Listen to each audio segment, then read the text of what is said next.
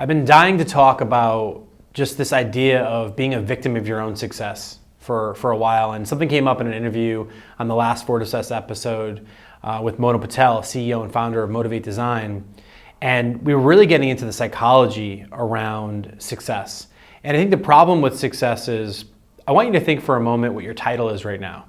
And just how that title or that label, even just your name, is limiting you or defining you in a box, right? We say a lot of times here at Digital Surgeons, it's about being yourself and, right? So I'm the CEO and.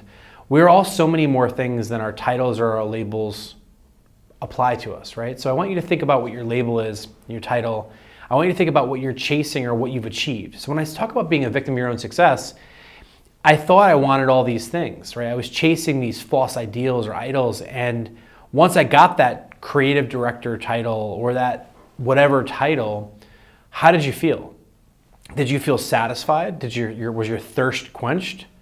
Because I think in some cases, one of two things happens, right? One is you find yourself chasing this ideal, this title, this life, and then once you have it, you feel unfulfilled. I think we as humans, we're wired to always want the next best thing.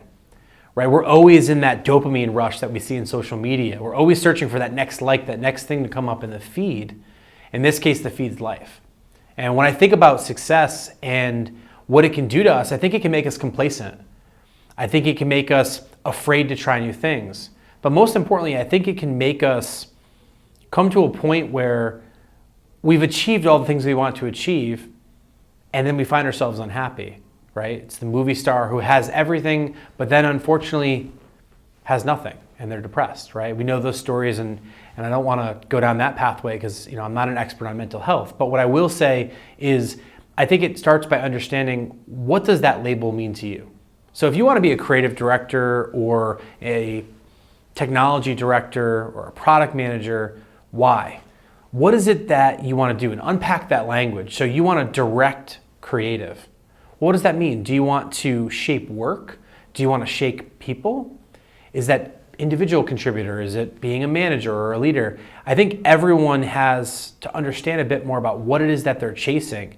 Because the more we realize that we're just chasing an empty title, or we're just chasing a status or that particular milestone, a lot of times if you don't inquire into the reason you want something, you might be chasing it for the wrong reason. So for me, I found myself as a victim of my own success, right? I wanted this company. I wanted to be a designer and a developer and an owner of a company. And I found myself in a situation where I grew to a point where I wanted to do other things. And I was hamstrung into all these responsibilities, and a change had to happen, right? The change really was not me being at that point or achieving or not achieving the goal. The change was myself. Right? In order to affect any real change, it's not about other people, it's about yourself. It's about holding the mirror up for a second and realizing, what is it that I want now? And how does that compare and contrast to what I want tomorrow or what I want in the future? I talk to people a lot about visualizing their success or visualizing their failure or just visualizing things in general. So I'll invite you right now, if you're hopefully listening to this and not just watching the subtitles, I'd invite you to just close your eyes for a second and ask yourself the question, what do you want to achieve this year? Fast forward into the future and just imagine yourself at the end of 2019. What have you done that you haven't done recently? Personally, professionally, whatever it is. Just think about that for a second. What are the pictures that come to your mind?